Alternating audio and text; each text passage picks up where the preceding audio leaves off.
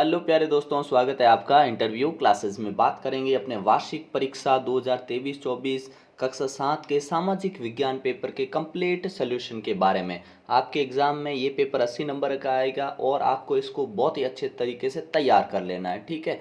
और आपके बाकी जो विषय है, इसके अलावा आपके हिंदी, संस्कृत, विज्ञान, गणित, इंग्लिश, इन सभी के पेपर्स आपको यहाँ पे वीडियो के डिस्क्रिप्शन में प्लेलिस्ट है, वहाँ पे सभी के कंप्लीट सोल्यूशन के साथ आपको वहाँ पे मिल जाएंगे, ठीक है। चलिए देखते हैं अपने इस पेपर का सोल्यूशन। सबसे पहला प्रश्न हमसे पूछा गया कि निम्न में से कौन सा पर्यावरण के लिए खतरा है। तो जनसंख्या वृद्धि, पादप वृद्धि, फसल वृद्धि।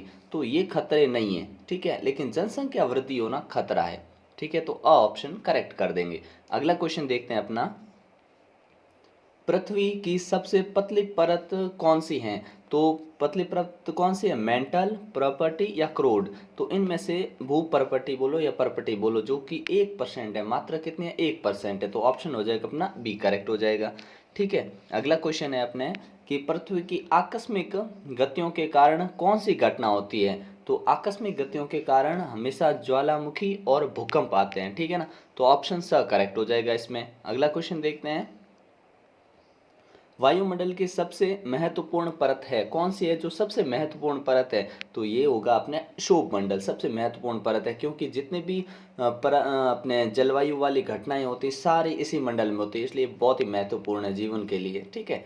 अगला है, मिस्र निम्नलिखित फसल के लिए प्रसिद्ध है। मिस्र किसके लिए प्रसिद्ध है, तो मिस्र कपास की फसल के लिए बहुत ही ज़्यादा फेमस है, प्रसिद्ध है, ठीक है। अगला क्वेश्चन देखते हैं अपने, रिक्त स्थानों की आपको पूर्ति करनी है, ठीक है। जिसमें पहला क्वेश्चन है कि अभिलेखागारों में रखे जाते हैं। तो अभिलेखागारों में क्या रखा जाता है, तो आप लिखोगे पांडुलिपियां। पांडुलिपियां और क्या रखते थे, और रखते थे अपने पांडुलिपियों के अलावा बोलोगे दस्तावेज। पांडुलिपियां और दस्तावेज रखते थे, ठीक है ना, ये ध्यान रखना। पांडुलिपियां कैसे कहते हैं, हाथ से लिखी हुई जो लिपियां थी उन्हें पांडुलिपियां कहते हैं, ठीक है। अगला प्रश्न है अपने कि अवध राज्य का संस्थापक था। अवध राज्य का संस्थापक कौन था, तो बोलेंगे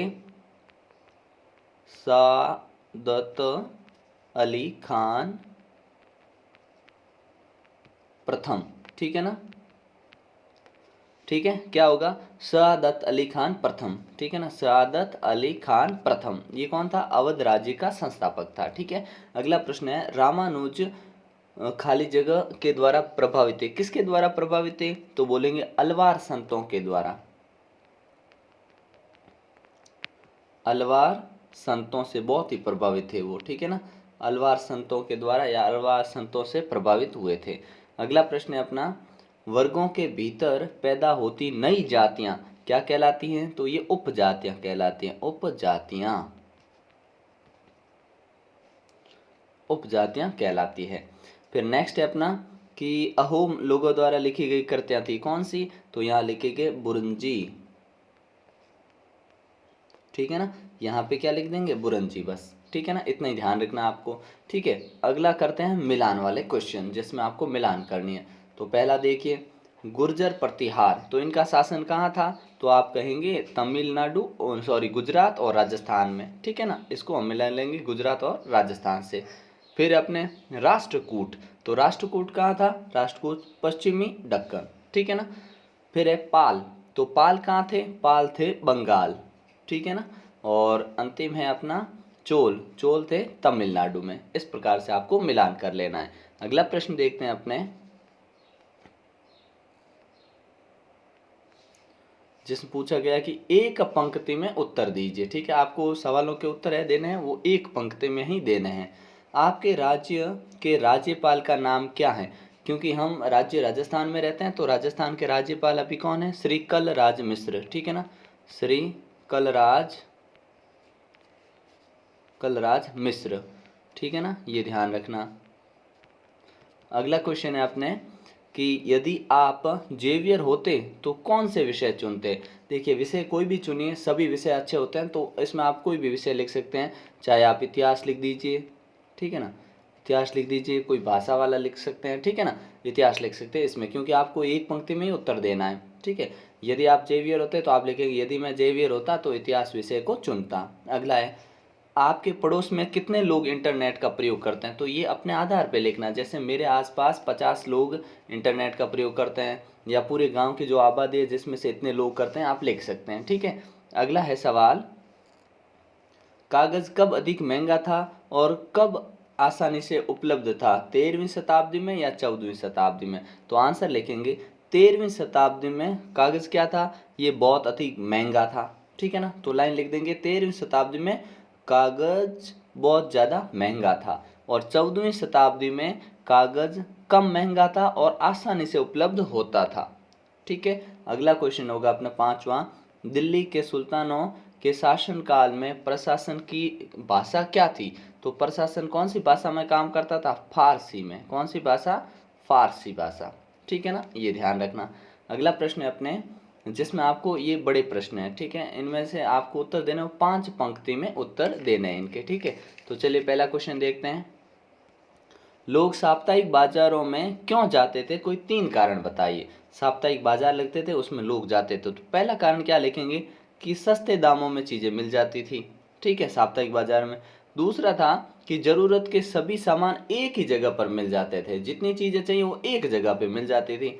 और तीसरा क्या लिख देंगे? तीसरा लिखेंगे कि उनके पास मोल भाव करने का अवसर हुआ करता था। साप्ताहिक बाजार में गए, ज़्यादा दुकानें थी तो वो मोल भाव करके खरीद सकते थे, नहीं तो एक दुकान पे गए तो मोल भाव नहीं, दुकानदार को पता है लेके कहाँ से जाएगा, लेकिन वहाँ पे उनके पास मोल भाव का अवसर था। तो पहला हमने लिखा कि सस्ते दामों में उपलब्ध होती और सभी चीज़ें एक जगह पे मिल जाती और मोल भाव का अवसर मिलता। ये 3 चीज़ें आपको लिख लेनी है। ठीक है। अगला देखते हैं क्वेश्चन, प्रजातंत्र में संचार माध्यम किस प्रकार से महत्वपूर्ण भूमिका निभाते हैं? तो ये बड़ा इंटरेस्टिंग है। पहले कि ये प्रजातंत्र है, जहाँ प्रजातंत्र मतलब प्रजा का शासन, लोगों का शासन, लोकतंत्र। ठीक है, यहाँ पे जितने भी गतिविधियाँ होती है, राजनीतिक गतिविधियाँ, जो भी गतिविधियाँ होती है, देश विदेश की सूचना देने का काम कौन करता है? संचार माध्यम करता है, पहला। दूसरा, देश विदेश में होने वाली घटनाओं का पता लग जाता है। ठीक है। तीसरा, सरकार द्वारा जो भी कार्य किए जाते हैं वो प्रजा को, यानी लोगों को या जनता को पता लगते हैं। ठीक है, इस प्रकार संचार माध्यम बहुत ही ज़्यादा महत्वपूर्ण भूमिका निभाते हैं। ठीक है। अगला क्वेश्चन है अपने, चाप झील क्या है?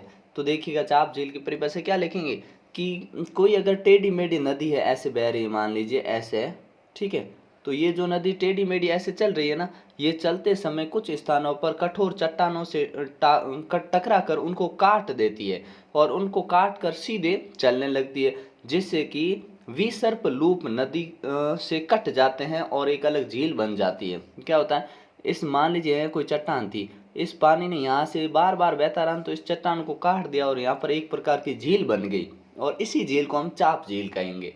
ठीक है ना। अगला देखते हैं, आपके विचार में मीरा ने राणा का राजमहल क्यों छोड़ा?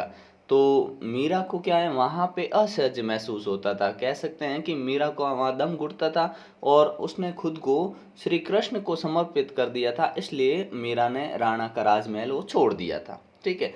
फिर आपके लिए ये कर्क रेखा आपको दिखानी है, राजस्थान दिखाना है, जम्मू कश्मीर और हिंद महासागर आपको नक्शे में दिखाना है। मैप की प्रैक्टिस कर लीजिएगा, कोई समस्या रहे तो मैप के लिए आपके लिए इंपॉर्टेंट वीडियो अपलोड कर दिया जाएगा, ताकि आपको मैप में जो भी आपके मानचित्र में रहेगा उसमें दिक्कत नहीं आएगी। ठीक है, तो चैनल पे नए हो तो सब्सक्राइब करना बिल्कुल नहीं भूलें, क्योंकि आपके लिए सभी सब्जेक्ट के पेपर यहाँ पे अवेलेबल रहेंगे, ताकि आपकी तैयारी बहुत ही शानदार हो जाए। ठीक है, मिलते हैं नेक्स्ट पार्ट में, तब तक के लिए जय हिंद, जय भारत।